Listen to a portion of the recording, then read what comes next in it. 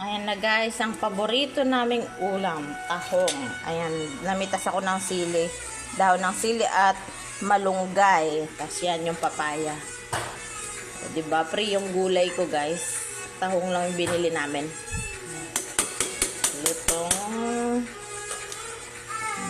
probinsya. Ayan. Naglalaro yung mga anak ko ng games kaya maingay. Ayan.